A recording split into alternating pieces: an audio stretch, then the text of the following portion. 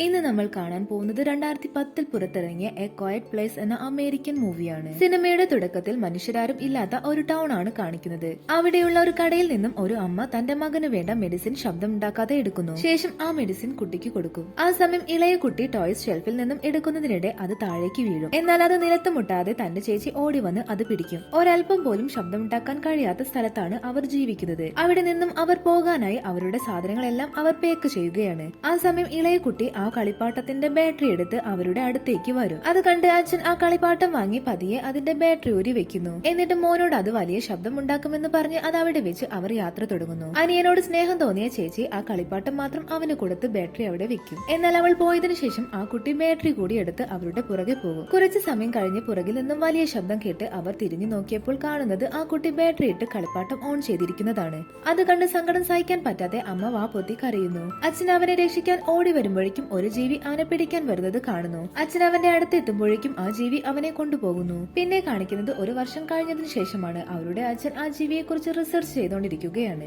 ആ ജീവികൾ മറ്റു ഗ്രഹത്തിൽ നിന്ന് വന്ന ഏലിയനുകളാണ്. അവയ്ക്ക് കണ്ണു കാണാൻ കഴിയുകയില്ല. അവ ശബ്ദം കേൾക്കുന്ന സ്ഥലത്തേക്ക് ചെന്നാണ് ആക്രമിക്കുന്നത്. അവരുടെ വീടിന് ചുറ്റും സുരക്ഷയ്ക്കായി CCTV വെച്ചിട്ടുണ്ട്. മാത്രമല്ല അവരുടെ അമ്മ ഗർഭിണി കൂടിയാണ്. ആ കുഞ്ഞിന് വേണ്ട എല്ലാ കാര്യങ്ങളും അവർ തയ്യാറാക്കി വെക്കും. അവരുടെ മൂത്ത മകൾക്ക് ചെവി കേൾക്കാൻ കഴിയുകയില്ല. അതുകൊണ്ട് തന്നെ അച്ഛൻ അവൾക്ക് വേണ്ടി ഇയർബഡ് തയ്യാറാക്കുന്നു. ശേഷം അച്ഛനും മകനും പുറത്തേക്ക് പോകുന്നു. ആ സമയം അമ്മ ഒരു ചാക്ക് നിറയെ സാധനങ്ങളുമായി മുകളിലേക്ക് പോകുന്നതിനിടെ പടിയിലുണ്ടായിരുന്ന ആണി ചാക്കിൽ കുളത്തി മുകളിലേക്ക് പൊന്തി നിൽക്കുന്നു. അത് ശ്രദ്ധിക്കാതെ അമ്മ മുകളിലേക്ക് കയറി പോകും. ആ സമയം അച്ഛനും മകനും കാട്ടിൽ കൂടി നടന്നു പോകുന്ന വഴി ഒരു വൃദ്ധനെ കാണുന്നു. അയാളുടെ അടുത്തായി അയാളുടെ ഭാര്യ മരിച്ചു കിടക്കുന്നതായി കാണുന്നു. അയാളും മരിക്കാൻ തയ്യാറായി നിൽക്കുകയാണ്. അയാളുടെ ഭാര്യ നഷ്ടപ്പെട്ട സങ്കടം സഹിക്കാൻ പറ്റാതെ അയാൾ ഉറക്കെ കരയാൻ തുടങ്ങി. ആ സമയം അച്ഛൻ മകനെയും കൊണ്ട് ഓടി ഒളിക്കുന്നു. ശേഷം ആ ജീവി ആ വൃദ്ധനെ ആക്രമിച്ച് കൊല്ലുന്നു. ആ സമയം അമ്മയ്ക്ക് ഡെലിവറി പെയിൻ വരാൻ തുടങ്ങുന്നുണ്ട്. കുഞ്ഞ് വരാൻ തുടങ്ങുന്നുണ്ടെന്ന് മനസ്സിലാക്കിയ അമ്മ സുരക്ഷയ്ക്കായി വീടിന്റെ അണ്ടർഗ്രൗണ്ടിലേക്ക് പോകും. പടിയിറങ്ങുമ്പോൾ ആണി കാലിൽ തറച്ച് കയ്യിലുള്ള സാധനം വലിയ ശബ്ദത്തോടെ താഴെ വീണ് പൊട്ടുന്നു. വേദന കടിച്ചമർത്തിക്കൊണ്ട് ആണിയിൽ നിന്നും കാല് ഊരി മാറ്റും. അപ്പോഴേക്കും ശബ്ദം കേട്ട് ആ ജീവി അവരുടെ വീടിനുള്ളിലേക്ക് എത്തിയിരുന്നു. വേഗം തന്നെ അവർ ലൈറ്റ് ചേഞ്ച് ചെയ്യും. കത്തിക്കൊണ്ടിരിക്കുന്ന ബൾബെല്ലാം ചുവപ്പ് നിറമാകുന്നു.